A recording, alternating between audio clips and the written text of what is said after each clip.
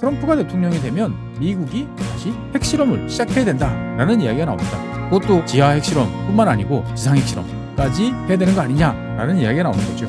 미국이 핵실험하고 나면 인도, 파키스탄 또 하겠죠. 북한 대놓고 할 겁니다. 심지어 사우디라든지 이런 나라들도 안 할 거예요. 당연히 하겠죠. 미국이 그동안에 지금 봉인돼 있던 거를 먼저 깨는 것은 상당히 바보스러운 일이다. 그러니까 합리적으로 생각하면 지금 상태가 유지되는 게 미국한테는 가장 유리하겠죠.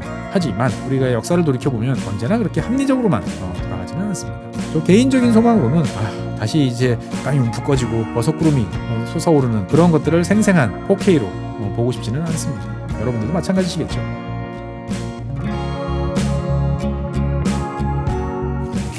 네, 안녕하세요. 최준영입니다. 오늘은 어떻게 보면 약간 무시무시한 소식, 그러면서도 이제 미국, 러시아, 그리고 중국까지 얽힌 상당히 고차원적인 이야기를 좀 해보려고 합니다. 최근에 이제 미국 이야기하면 당연히 대통령 선거 이야기 나오고 누가 이길 것이냐 뭐 이런 이야기가 나오죠. 사실 해리스 대통령이 되면 지금 바이든 대통령이랑 비슷할 거다 이렇게 생각이 되고, 많은 분들의 관심은 트럼프가 대통령이 되면 뭐가 바뀌지? 라는 쪽에 이제 관심의 초점이 쏠려 있습니다. 그래서 트럼프가 대통령이 되면 바뀔 게 많은데 그 중에 하나, 최근에 이제 상당히 뜻밖의 이야기가 나오고 있습니다. 무슨 이야기냐? 트럼프가 대통령이 되면 미국이 다시 핵실험을 시작해야 된다라는 이야기가 나옵니다. 그것도 지하 핵실험뿐만 아니고 지상 핵실험까지 이제 해야 되는 거 아니냐라는 이야기가 나오는 거죠. 그래서 오늘은 미국, 그 다음에 러시아, 그리고 중국 이 세 나라의 지금 핵실험을 둘러싼 물밑 경쟁, 긴장, 여기에 대해서 한번 이야기를 나눠보도록 하겠습니다. 사실 이제 지난 몇 년 전이죠. 벌써 한 2021년인가요? 뭐 이때 20년인가 이때쯤 돼서 워싱턴 포스트인가? 여기에서 한번 기사가 났었어요. 기사 내용이 뭐냐면은 2020년 5월 달에 당시 백악관 고위급 회의에서 미국이 다시 핵실험을 재개해야 되는 거 아니냐라는 의제가 테이블에 올라와서 상당히 격렬하게 논쟁이 붙었다. 라는 이야기가 보도된 바 있습니다. 당시에 이제 미국이 난데없이 갑자기 왜 핵실험 이런 이야기를 이제 이야기가 나왔냐 하면은, 이 이제 미국 정부 당국이 밝힌 바에 따르면 이제 러시아 그리고 중국이 저출력 핵실험을 하고 있다라는 첩보가 이제 입수되었기 때문입니다. 이게 무슨 말이냐면은, 원래 우리가 여러분들 화면에서 보시는 핵실험 하면은 빵 터져서 버섯구름이 모락모락 피어나는 이런 거, 아니면 땅이 움푹 꺼지는 그런 지하 핵실험, 이런 거 같은 경우는 실제로 실전에 투입할 만큼 아니면 실전에 투입보다 훨씬 큰 용량의 폭발력을 가진 핵물질을 터뜨리는 거죠. 그런데 그거 말고 아주 작게, 그러니까 거의 뭐 일반 화약으로 우리가 TNT 이런 거 터뜨리는 것보다도 더 작을 정도로 아주 폭발력이 낮은 수준에서 핵실험을 한다. 그러면 이건 핵실험이냐? 핵실험이 아니냐? 사실 상당히 애매한 이제 그런 면들이 있거든요. 그러니까 이제 중국과 러시아가 이런 식으로 포괄적 핵실험 금지 조약을 살짝 피해 나가면서 핵실험을 하는 거 아니냐라는 게 2020년 미국의 이제 분위기였다라는 거죠. 그러다 보니까 이제 일단 미국은 여기에 대해서 엄중 경고를 했고, 그 다음에 이제 중국과 러시아가 자꾸 이제 핵무기와 관련된 여러 가지 선을 넘는데, 여기에 대해서 이제 뭔가를 보여줘야 되는 거 아니냐라는 이야기가 나왔던 것이고요. 회의에 참여했던 사람 중에 로버트 오브라이언이라는 사람이 있습니다. 이 양반은 이제 트럼프 행정부 시절에 이제 국가안보보좌관 출신이니까 트럼프의 최측근이다라고 이제 볼 수가 있는데, 이 양반이 이제 중국과 러시아의 위협하기에 대해서는 이제 미국이 그냥 이빨 빠진 호랑이가 아니다, 강력한 걸 가지고 있다, 의지도 있다, 이런 거를 보여주기 위해서 뭔가 핵실험 같은 거 이런 거 해야 된다라는 이야기를 강하게 했고요. 다른 한편으로 보면 현재 이제 전 세계 핵무기 감축과 관련된 거는 사실 예전에 냉전 시절이 끝나면서 이제 여러 가지 조약이 맺어졌기 때문에 미국하고 러시아만 당사자예요. 그런데 정작 중국 같은 경우는 지금 핵무기를 계속적으로 늘려나가고 있거든요. 한 1000기까지 늘려나갈 생각인 것 같은데, 그러다 보니까 미국 입장에서 봤을 때는, 또 러시아 입장에서 봤을 때는, 아니 중국 쟤네는 놔두고 왜 우리끼리만 이야기를 하는 거지? 라고 하니까, 중국 너희들이 계속 그런 식으로 삐딱선 타면 우리 다시 핵실험해서 핵무기 보유 능력 플러스 고도화 이런 거를 하고 있음, 이런 걸 좀 보여줄 필요가 있는 거 아니야? 라고 이야기를 하는 거죠. 그러니까 어떻게 보면 이제 뭐 무기를 더 잘 만들려고 핵실험을 해야 되는 게 아니고, 러시아와 중국을 압박을 하고 그다음에 뭔가 경쟁에서 앞서 나가고, 그다음에 미국의 강력한 의지를 보여주기 위해서 네바다 사막에서 다시 옛날식으로 버섯구름이 뭉게뭉게 피어오르는 이런 이제 핵실험을 해야 된다 라는 주장이 최근에 제기가 돼서 지금 논란이 되고 있습니다. 사실 핵실험 생각해보면 마지막 핵실험이 언제였을까요? 보통 이제 마지막 핵실험이라고 그러면은 통상적으로 이야기를 할 때 어느 나라를 기준으로 잡느냐에 따라서 좀 달라집니다. 이를테면 뭐 북한 21세기에 들어와서도 계속 핵실험을 강행한 나라. 그러니까 현재까지 마지막으로 핵실험을 한 나라 누구냐? 그러면 이제 현재로서는 이제 북한이죠. 그리고 이제 20세기 마지막으로 핵실험을 하는 나라 누구냐? 그러면 파키스탄과 인도가 동시에 한 2주 사이에 열심히 터뜨렸던 게 있고요. 안전보장 이사회, 그러니까 유엔의 상임이사국에서 마지막으로 핵실험을 한 존재가 누구냐라고 그러면 아마 프랑스겠죠. 그래서 프랑스가 1994년인가요? 96년인가요? 이때 이제 마지막으로 이제 핵실험을 했었고, 미국 같은 경우는 1992년 9월 달에 네바다 사막에서 이제 마지막으로 핵폭탄을 이제 터뜨리면서 실험을 마친 적이 있습니다. 지금 화면에 보이시는 요게 이제 당시에 이제 핵무기를 실험하기 위해서 핵실험을 하기 위해서 집어넣던 지하에 집어넣는 여러 장비들의 모습들을 이제 보여주고 있습니다. 그래서 어쨌든 간에 전 세계적으로 봤을 때 최근 들어서는 이제 핵실험 거의 없어졌죠. 그리고 한다 하더라도 대부분 지하에서 이제 핵실험을 합니다. 언제부터 이렇게 됐느냐에 대해서 이제 이야기를 하면 거슬러 올라가면 1996년이 이제 핵실험과 관련돼 있는, 어떻게 보면 세계 평화와 관련돼 있는 큰 일이 일어난 날입니다. 1996년이면 이제 거의 30년이 다 돼가죠. 당시에 포괄적 핵실험 금지 조약이 이제 체결이 됐습니다. 지금까지 전 세계 한 128개 국가 정도가 이제 가입한 것으로 알고 있는데요. 영어로 하면 이제 CIBT라고 하는 이제 포괄적 핵실험 금지 조약입니다. 여기에 이제 미국이 1996년에 가입을 합니다. 근데 이제 문제는 뭐냐? 당시에 미국이 가입 서명을 했어요. 근데 보통 이제 국제 조약, 협약 이런 거 같은 경우는 어떻게 하죠? 일단 행정부가 가서 사인을 합니다. 사인을 하면 이제 우리 이런 거 가입했으니까 우리가 공식적으로 여기에 정해진 의무를 다할 것이다라는 걸 약속을 해야 됩니다. 그럼 어디로 가야 되나요? 의회로 가야 되죠. 국회나 의회로 가서 거기서 비준을 받아야 되는 거죠. 그래서 우리나라 같은 경우도 뭐 한미 FTA 이렇게 중요한 것들은 다 국회에 비준을 받죠. 그런데 당시에 이제 1996년이면은 이제 클린턴 대통령 이제 시절이죠. 이 당시에 이제 상원을 장악하고 있던, 이제 미국에서 상원은 주로 외교, 국방 여기와 관련된 사안들을 많이 다루는데, 당시에 1996년이면은 이제 공화당이 아마 주도권을 잡고 있던 이런 상황이었죠. 그래서 우린 못해. 야, 이게 이렇게 되면은 나중에 문제 생길지 어떻게 알아? 그래가지고 정작 서명만 하고 미국은 비준을 아직 안 한 상태예요. 그러니까 이제 당시에 중국 같은 경우도 일단 서명은 했으나 조건을 겁니다. 미국이 비준할 때까지 우리도 비준 안 해. 하지만 우리도 뭐 미국이 핵실험을 안 한다면 우리도 핵실험을 할 필요가 없지라고 그래가지고 핵실험을 중단을 합니다. 러시아 같은 경우는 우리 생각과 달리 푸틴 대통령이 취임하고 난 다음이죠. 2000년에 이거를 비준을 해버립니다. 비준을, 러시아 같은 경우가 이런 식으로 비준을 해가지고 덜컥수를 던져가지고 전 세계를 상당히 충격에 빠뜨린 게 몇 개 있어요. 이 포괄적 핵실험도 그렇고, 이제 기후변화 관련해서 교토의정서 같은 경우도 러시아가 갑자기 비준을 하면서 발효 조건을 충족시키면서 갑자기 이제 또 난리가 났던 옛날 기억이 나는데, 어떻든 간에 러시아는 비준을 했어요. 그러다가 작년이죠. 작년 23년 11월 달에 이제 비준을 이제 철회한 이제 이러한 상태입니다. 그러니까 현재 전 세계에서 핵실험이 벌어지지 않고 있는 것은 기본적으로 포괄적 핵실험 금지 조약에 100여 개 이상의 많은 국가들이 가입을 했기 때문에 안 하는 건데, 그 안을 잘 들여다보면 정작 세계에서 가장 많은 핵실험을 했던 미국, 그다음에 러시아, 중국 이런 나라들은 지금 되게 애매한 상태에 있다라고 말씀을 드릴 수 있을 것 같습니다. 그래서 이 포괄적 핵실험 조약 같은 경우는 사실 이제 안 합니다라고 약속하는 것 플러스 누군가 몰래 핵실험을 하면 어떡하지? 라고 생각을 하기 때문에 전 지구를 연결을 하는 지진파, 그다음에 초저주파, 그리고 이제 해저에서 실험할 수도 있으니까 수중음향, 그다음에 이제 지하 핵실험을 한다 하더라도 인접한 지역에 비행기를 띄우면 방사성 물질들이 조금씩 검출이 됩니다. 그러니까 이런 작업들을 같이 하는, 어떻게 보면 국제적인 모니터링 시스템을 현재 운영을 하고 있는 거지요. 그러니까 지난 1996년 이후로 여러분이나 저나 핵실험에 대해서 그렇게 여러 뉴스를 들을 일은 별로 없었다라고 볼 수 있습니다. 물론 대한민국 사람들 같은 경우는 당연히 북한의 핵실험 때문에 핵실험에 대해서 좀 민감하고 바로 옆에 있는 나라이기 때문에 당연히 신경이 쓰이는 거는 이제 필요한 거죠. 그런데 뭐 갑자기 이제 트럼프와 트럼프 주변에 있던 측근들이 이제 핵실험과 관련된 이야기를 이제 들고 나온 이유가 뭐냐? 뭐 여러 가지 이유가 있습니다만 여기에서는 이제 기술적인 이런 사항들 위주로 한번 말씀을 드려보겠습니다. 실제로 이제 우리가 핵무기라고 그러면은 우라늄 235를 농축을 시켜가지고 아주 힘든 과정이죠. 시간도 오래 걸리고 돈도 많이 걸리는 이런 과정을 통해 가지고 우라늄 방식의 이제 원자폭탄을 만들 것이냐, 아니면 여러분들이 잘 아시는 플루토늄, 즉 사용 후 해결료를 재처리를 해서 화학적으로 재처리를 하고 여러 가지 과정을 거쳐가지고 플루토늄에 기반한 핵무기를 만들 수도 있는 거죠.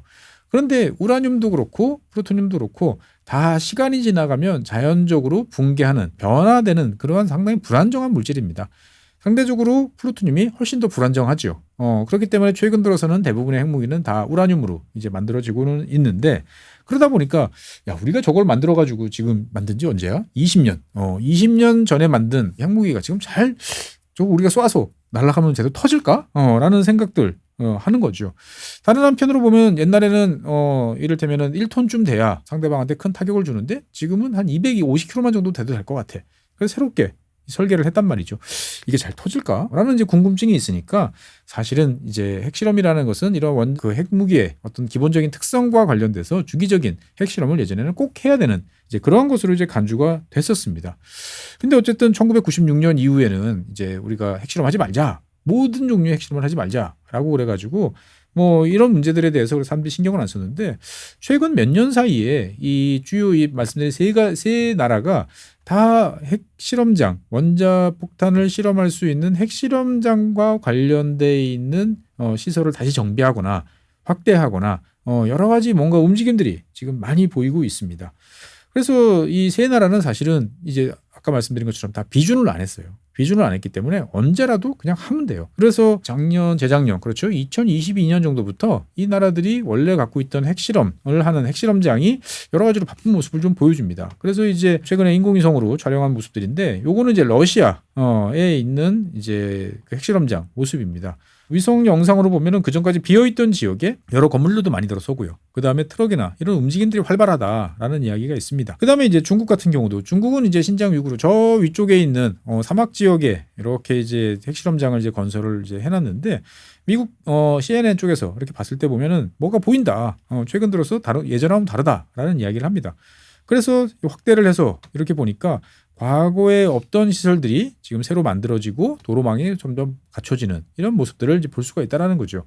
그러니까 당장 무슨 핵실험을 하려고 하는 움직임까지는 아니지만, 과거에 어떻게 보면은 방치해놓고 최소한의 관리만 하던 이런 시설들에 사람들이 다시 오면서 뭔가 움직임이 있는 게 미국, 러시아, 중국까지 똑같은 모습이다라고 이야기를 합니다. 미국도 마찬가지예요. 오른쪽 사진이 2018년에 찍은 이제 네바다 사막에 있던 예전에 쓰던 핵실험장인데, 작년이죠. 2023년에 찍은 이 왼쪽 사진과 비교해 보시면 어떤가요? 같은 지역을 촬영한 사진인데 뭐가 많이 바뀌었습니다. 건물도 많아지고 도로도 더 개설이 되는 것 같고 여러 가지 이제 변화의 모습들이 보이고 있다라고 이제 볼 수가 있는 거죠. 그러다 보니까 야, 이게 다시 핵의 시대로 돌아가는 거 아니야? 이런 이제 걱정을 이제 많이들 하게 됩니다. 실제로 전 세계에서 가장 많은 핵실험을 했던 나라는 어디일까요? 보통 우리나라 많은 분들은 소련? 이렇게 생각을 하시는데 그렇지 않습니다. 세계에서 가장 많은 핵실험을 했던 나라는 미국입니다. 미국 같은 경우는 1000번이 넘어요. 통계에 따라서 조금씩 다르지만 1149번의 핵실험을 했습니다. 러시아 같은 경우가 1000번 좀 안 되는 969번의 핵실험을 했고요. 중국 같은 경우는 50번도 안 됩니다. 45번밖에 안 돼요. 그러니까 똑같이 핵무기를 보유하고 있지만 핵실험과 관련돼 있는 횟수 이런 것들은 큰 차이를 보인다라고 말씀드릴 수 있겠습니다. 그래서 여러분들이 지금 화면에 보이시는 것은 전 세계적으로 발생했던 핵실험을 각 연도별로 이렇게 숫자로 표시한 거예요. 그러면은 이제 1945년에 처음으로 이제 핵무기가 폭발한 것부터 시작을 해가지고 미국에서 상인이 됐겠죠. 그러면 점점 늘어나다가 1957년부터 60년까지는 어마어마한 숫자의 이제 핵무기들이 만들어지는 모습을 볼 수 있을 겁니다. 전체적으로 봤을 때는 1962년, 3년 요 사이를 전후해서 이제 쭉 줄어들다가 중간중간에 조금 늘었다가 다시 훅 꺼졌다가 조금 늘었다가 하는 이런 패턴을 보입니다. 그리고 아까 말씀드린 것처럼 1996년 포괄적 핵실험 금지 조약이 체결된다면 거의 없어졌죠. 그리고 21세기 다음서부터는 다 북한이 이제 핵실험한 것만 남아 있다라고 이제 볼 수가 있습니다. 그래서 전체적으로 보면 참 많이들 했구나라는 생각이 듭니다. 그러니까 특히나 이제 1960년대 뒤에서 다시 말씀드리겠지만 1963년 이전까지는 그냥 우리가 보는 다큐멘터리 채널에서 보는 것처럼 그냥 빵빵 터뜨린 거죠. 버섯구름 막 확 피어오르는 많았었고 1961년 같은 경우는 전 세계적으로 한 해에만 62년인가요? 한 해에만 160번을 훌쩍 뛰어넘는 엄청난 숫자의 이 핵실험이 있었다라고 이제 보시면 되겠습니다. 그래서 그래프를 보시면 전체적으로 미국이 가장 이제 파란색으로 표시된 게 미국인데요. 미국이 참 많이 했구나라는 생각이 좀 듭니다. 그런데 이제 이 미국의 핵실험과 관련돼서 재밌는 점은 뭐냐? 미국은 무기고에 저장돼 있는 곱게 모셔져 있는 핵탄두를 빼가지고 이 실험장에서 폭파시키는 이러한 실험은 또 해본 적이 없다고 그래요. 그게 무슨 말이냐? 주로 자기들이 미국이 가지고 있는 핵무기의 신뢰성을 더 높일 수 있는 뭐 부품을 교체한다든지 아니면 무게를 더 줄인다든지 아니면 형상을 좀 바꿔서 또 위력을 강화하게 한다든지 말 그대로 이제 실험을 위한 어떤 그러한 실험들을 이제 많이 했다라고 이제 볼 수가 있습니다. 그러니까 이게 미국은 그러면 왜 그 핵실험을 안 했냐? 그런 이제 실제 배치되어 있는 탄두를 꺼내 가지고 하는 핵실험을 왜 안 했냐라는 질문에 대해서 미국 이 원자력 학자들은 이렇게 이야기를 합니다. 핵실험을 뭐 이제 1000번 넘게 했다, 뭐 1200번 가까이 했다 그러면 엄청나게 많이 한 것 같지만 이거 가지고 통계적으로 유의할 만큼의 어떤 자료를 뽑아내기는 쉽지 않은 상황이다. 즉 이 정도 실험했으니까 이렇게 되면은 우리가 신뢰도 몇 % 수준으로 이렇게 할 수 있어라는 데이터를 뽑기에는 사실 이 횟수는 상당히 부족하다. 단지 자꾸 이렇게 터뜨리면서 우리가 뭔가 새로운 것을 개발해. 그 다음에 대내외적으로 여러 가지 이제 얻는 효과들 이런 것들 때문에 실험을 이제 많이 했다. 그렇다고 미국이라고 그래서 통계적 신뢰성을 100% 핵실험을 통해서 확보한 건 아니다라는 이야기를 많이 하는 거죠. 사실 이제 핵실험과 관련되어 있는 이야기를 하다 보면은 이제 핵실험도 여러 가지 유형이 있다라는 것을 말씀드릴 수 있겠습니다. 사실 제일 대표적인 것은 이제 지상 핵실험이죠. 지상에다가 딱 이렇게 갖다 놓고 빵 하고 터뜨리면 정말 지구 최후의 날 이런 이제 분위기가 연출이 됩니다. 요건 지금 미국에서 했던 이제 핵실험인데요. 실제로 이제 1960년대, 50년대 후반, 60년대 초반까지 이루어졌던 핵실험은 상당히 다양한 목적으로 이루어졌어요. 아니 뭐 핵폭탄의 무기가 목적이 뭐야? 상대방 죽이는 거지.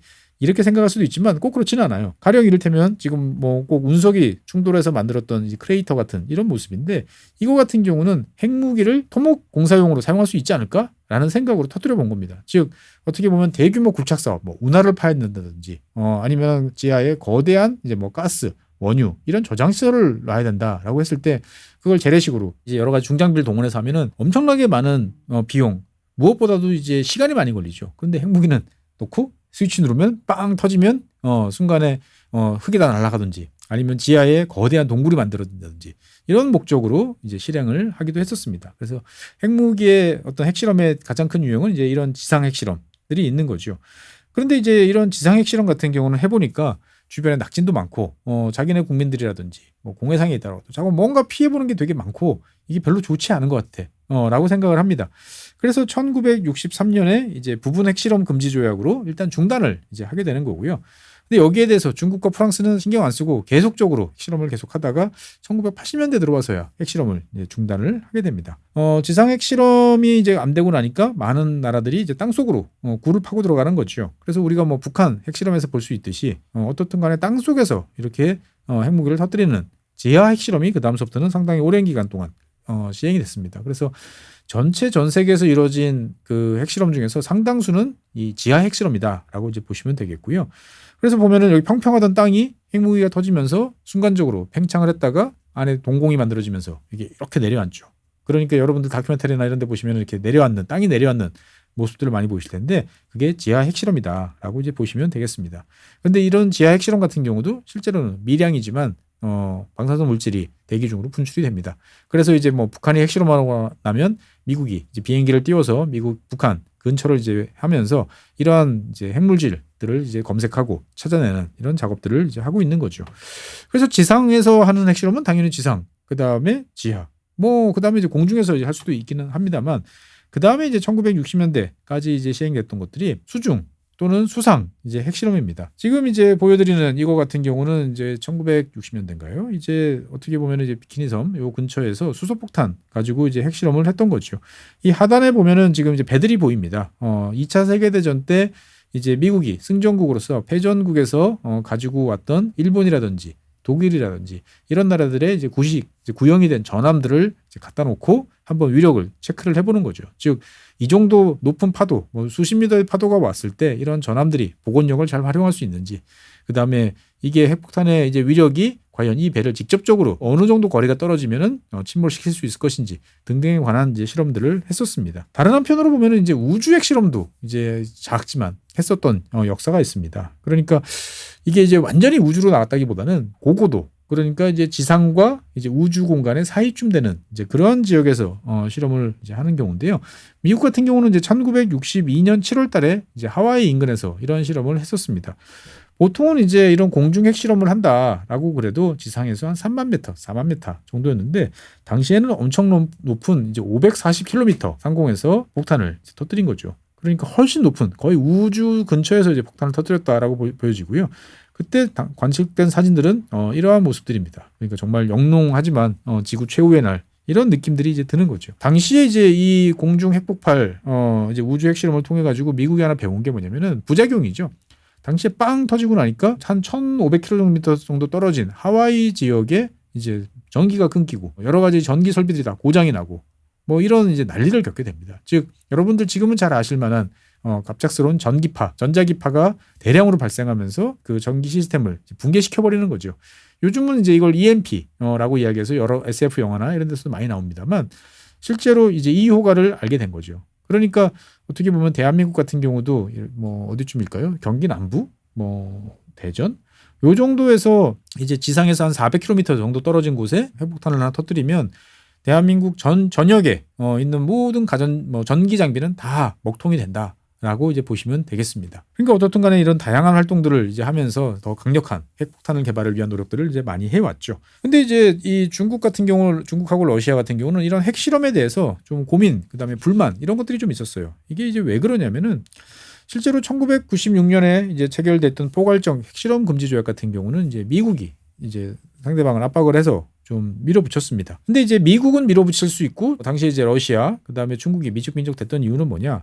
사실 이런 핵실험을 하는 이유는 거기서 실험을 통해서 나온 데이터를 가지고 새로운 핵무기를 개발하거나 아니면 더 위력이 강하거나 더 규모가 작아지거나 이런 여러 가지를 실험을 해야 되는데 당시에 이제 1996년 당시에 미국은 이런 데이터들을 상당히 많이 가지고 있었어요. 그러니까 꼼꼼하게 실험을 하고 미리 이 실험에 대해서 우리가 얻을 수 있는 건 뭐지? 어떤 장비를 설치해야 되나? 이런 것들을 고민을 많이 하면서 핵실험을 했는데 비해서 이제 러시아 같은 경우는 이제 그런 고민이 좀 적었고 중국 같은 경우는 그런 거를 할 만한 여력이 전혀 없는 이제 그런 상태였다라는 거죠. 그래서 이제 미국이 이제 야, 우리 전 세계에서 핵실험하지 말자라고 이야기하니까 중국과 러시아는 그래, 너희 말은 알겠으나 아주 작은 규모의 핵실험 이런 것들은 니들도 종종 하잖아. 그러니까 우리도 같이 하는 게 어때? 라고 생각을 합니다. 하지만 미국은 단호하게 이제 이걸 거부를 하는 거죠. 그래서 제로 일드라고 이야기합니다. 여러분들이 뭐 미국 그 주식시장이나 채권시장에서 말하는 일드 커브 그 일드입니다. 그래서 보통은 이걸 이제 수율이라고 표현을 하죠. 그래서 뭐 메가톤급 이런 것들이 아니고 아주 작은 그러면 수율이 낮다라고 이야기를 하는데 당시 1996년 당시에 러시아와 중국은 초저수율, 그러니까 이게 핵이 맞아? 싶은 정도의 핵무기는 예외로 해줘야 되는 거 아니야? 라고 했지만 미국이 안 돼. 라고 이제 입장을 고수를 하게 됩니다. 그래서 당시에 이제 중국과 러시아 같은 경우는 이제 그래, 미국이 뭐 그렇게까지 나오면 너희도 안 한다고 약속했으니까 우리도 포괄적 핵실험 협정에 사인을 할게. 근데 니들이 비준 안 하면 우리도 비준 안 해. 뭐 이런 식으로 이제 나갔다는 거는 말씀드렸죠. 그런데 이제 이 사실은 중국과 러시아가 미국에 대해서 요구하는 게 있었어요. 그러니까 뭐냐면은 자, 그러면 우리가 포괄적 핵실험 조약에 우리가 서명을 할게. 너 체면 세워줬지. 그러면 그 대가로 너가 우리한테 지금 안 팔고 있는 그 물건을 팔아줘. 라고 이야기를 합니다. 그게 뭐냐? 슈퍼컴퓨터죠. 그러니까 매번 이제 핵실험을 할 수가 없으면 핵실험을 마치 한 것처럼 시뮬레이션을 해야 되는데 여러 가지 요소들을 동시다발적으로 아주 짧은 시간이잖아요. 그때 일어나는 여러 가지 일들을 해석하고 예측하고 분석하기 위해서는 어마어마한 컴퓨팅 파워가 필요합니다. 그러다 보니까 당연히 슈퍼컴퓨터가 이제 필요한 상황이었는데 1996년 기준으로 이제 미국이 러시아에 대해서는 일부 양보를 합니다. 그래 뭐 이런 것들은 수입해도 괜찮아라고 이야기하지만 중국 같은 경우는 사실 당시에 미국 입장에서 봤을 때는 뭐야 쟤네들은 하고 그냥 치워버린 이제 그런 상황인 거죠. 그러면 이제 지난 1996년부터 지금까지 근 30년 동안 핵실험 없이 지금 핵무기가 그래도 전 세계 1000여 개 이상 배치가 됐는데 이놈들 쏴서 나가면 터지는 거야? 이런 궁금증을 가지실 분들이 많을 것 같습니다. 사실 이 냉전 시기, 그러니까 1960년대, 한 70년대까지만 해도 이 핵물리 과학자들은 정확하게 원리를 이해하지 못했어요. 그러니까 이렇게 만들어서 강력한 화약 힘으로 해가지고 이렇게 하면은 갑자기 압력을 줘서 하고 뒤에 반사판을 붙여가지고 내파를 시키면 여기에서 이제 핵분열이 일어나면서 그것들이 원자탄으로 이제 핵무기로 될 수 있어라는 건 알았는데 어느 정도를 해야 어떻게 해야 우리가 이렇게 찬물, 더운물, 다이얼을 돌리듯이 정확하게 내가 원하는 만큼 터뜨릴 수 있는지, 어떤 메커니즘으로 그게 결정이 되는지 이런 것들을 잘 몰랐어요. 그러다 보니까 당시에는 이제 계속적으로 터뜨리면서 노하우를 이제 축적해볼 수밖에 없었다라고 말씀드리겠습니다. 그런데 이제 1992년쯤 되니까 미국 입장에서 봤을 때는 그런 거예요. 실험도 많이 했어. 그 다음에 세계 최강의 슈퍼컴퓨터는 그 당시 다 미국 아니면 일본에 있었죠. 그런 슈퍼컴퓨터로 아까 말씀드렸던 폭발 때 획득한 데이터를 잘 이용을 하면은 엄청난 장점이 있어라고 이야기를 할 수가 있는 거죠. 특히나 핵폭탄이 터지는 그 순간은 되게 짧습니다. 정말 찰나의 순간이죠. 그러니까 그 찰나의 순간에 최대한 많은 데이터를 뽑아내서 파괴되기 전에 데이터로 전송을 시켜줘야 되고, 당연히 이런 과정에서는 옛날식 구리섬유보다는 광케이블이 훨씬 좋은 거죠. 그래서 이러한 스타일로 이제 미국은 어떻게 보면은 중국이나 러시아가 못하는 걸 우리는 할 수 있어라고 생각을 했던 거죠. 그러다 보니까 미국은 밀어붙이고 중국과 러시아는 떨떠름한 상태에서 같이 갔다라고 이제 볼 수가 있겠습니다. 그래서 실제로 미국 같은 경우는 현재 핵무기 보존과 관련돼서 이제 과학 기반 비축 관리라는 이야기를 하고 있습니다. 그러니까 핵실험은 하진 않지만 미국 같은 경우는 슈퍼컴퓨터, 그 다음에 이런 핵실험과 관련돼 있는 여러 장비들을 관리하는데 지금 많은 투자를 하고 있어요. 그러니까 우리가 생각했던 뭐 동굴에 집어넣고 빵 터뜨리는 이런 실험을 이제 못하게 되니까 어떤 식으로 하느냐? 지금 이런 식의 핵융합과 관련돼 있는 이러한 장비를 만들어 놓고 여기서 아주 미세한 양의 이제 우라늄이나 플루토늄을 넣고 레이저로 가열해서 연쇄 반응이 일어나기 직전, 핵물질이 아주 작으니까 연쇄 반응이 일어나기 않죠. 조금만 일어나다가 마는 거죠.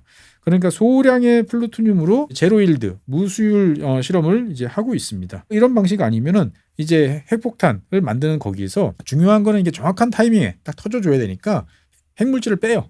핵물질을 빼서 나머지만, 그러니까 화약만 터뜨리는 거죠. 그래서 원래 우리가 생각했던 것만큼 정확하게 이쁜 모양으로 얘네들이 이렇게 압축이 되나? 나는 이런 실험들을 통해서 지금 하고 있습니다. 당연히 그 찰나의 순간을 파악하기 위해서는 아주 고정밀, X선 이런 것들을 이용한 여러 가지 기법들이 필요한데 현재로서 이러한 것들을 제일 잘 정립하고 가지고 있는 나라는 이제 미국이 이제 유리한 상황입니다. 그러면 러시아는 도대체 어떻게 하고 있느냐?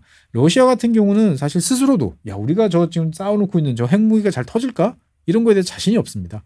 그러다 보니까 러시아는 이제 뭔가 기술을 개발을 해서 그런 거에 안정성을 높이기보다는 그냥 다시 만들어요. 그러니까 10년 지났어, 15년 지났어, 일정 기간이 되면 다시 핵물질 꺼내, 핵물질 꺼내가지고 다시 흩어가지고 다시 성형을 해서 만드는 거죠.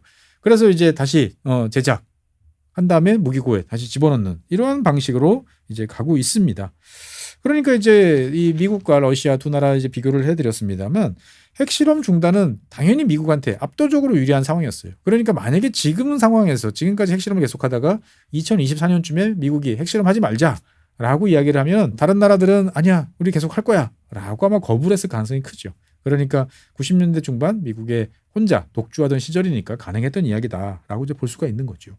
그래서 미국 같은 경우는 과거에 1000번을 넘게 한 여러 가지 핵실험에서 얻어진 데이터, 그다음에 방금 보여드렸던 어떤 여러 가지 방식의, 그러니까 우리가 흔히 말하는 연쇄적인 분열이 일어나서 폭발이 일어나는 요 직전 단계에서 딱 멈추는 거죠. 이러한 과정을 통해서 미국 핵무기는 계속 작아집니다. 그러니까 이를테면 예전 같으면 하나당 250kg, 200kg 이 정도까지 했는데 지금은 그거보다 훨씬 규모가 작은, 그러니까 폭발력 기준으로 보면 히로시마에서 터진 게 15 킬로톤 정도 규모가 됩니다. 그냥 킬로톤이면 TNT로 환산했을 때 얼마죠?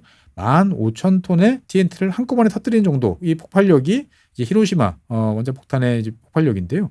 최근에 미국이 이제 개발한 여러 가지 초소형 원자 폭탄들 같은 경우 보면 이 다이얼 돌리듯이 이걸 조절을 할 수가 있어요. 그래서 원하면 10킬로톤, 5킬로톤, 1킬로톤, 심지어 0.1 이렇게까지 내려올 수 있어요. 이거는 현재 미국밖에 지금 가지고 있지 않다라고 볼 수 있습니다. 왜? 미국이 이런 것들을 개발하기에 필요한 여러 가지 데이터 이런 것들을 많이 보유를 하고 있고 시뮬레이션에 대한 경험이 많기 때문인 거죠.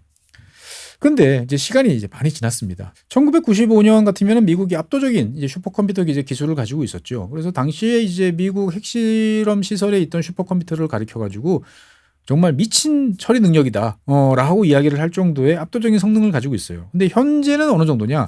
미국이 보유하고 있는 슈퍼컴퓨터는 당시 1995년과 비교해 보면 10,000배 정도 빨라졌습니다. 이야, 어마어마하다.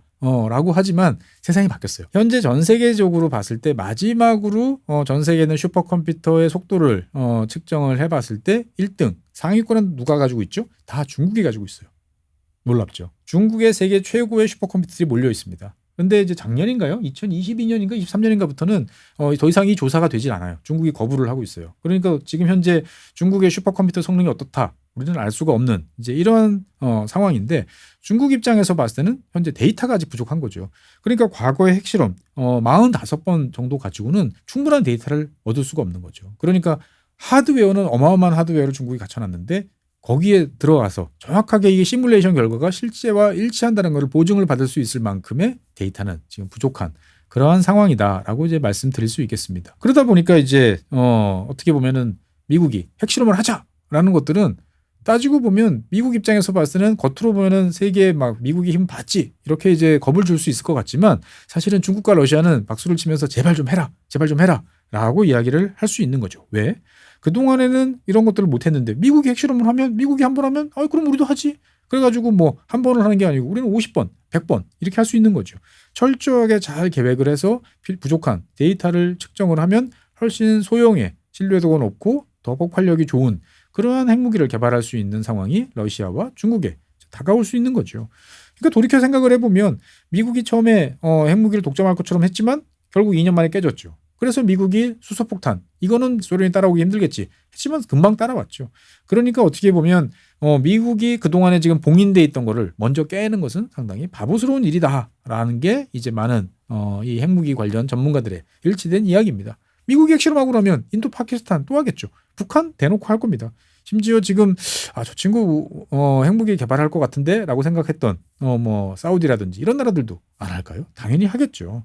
그러니까 어떻게 보면 이제 트럼프 행정부가 과거에 이제 고려했던 이 핵실험 같은 경우가 만약에 다시 이루어진다라고 하면은 미국 입장에서 봤을 때는 이것은 되게 전략적인 자해 행위, 스스로를 약화시키고 상대방을 강하게 해주는 행위다라고 말씀드릴 수 있겠습니다. 그러니까 합리적으로 생각하면 지금 상태가 유지되는 게 미국한테는 가장 유리하겠죠. 하지만 우리가 역사를 돌이켜 보면 언제나 그렇게 합리적으로만 돌아가지는 않습니다. 그러다 보니까 어떤 일이 벌어질지는 올해 11월에 있는 대통령 선거를 보면서 다시 봐야겠지만, 저 개인적인 소망으로는 다시 이제 땅이 움푹 꺼지고 버섯구름이 솟아오르는 그런 것들을 생생한 4K로 보고 싶지는 않습니다. 여러분들도 마찬가지시겠죠. 핵 없는 세상 그날이 올 때까지 우리는 좀 평화롭게 잘 지냈으면 좋겠습니다. 네, 오늘 준비한 사항은 여기까지입니다. 대단히 감사합니다.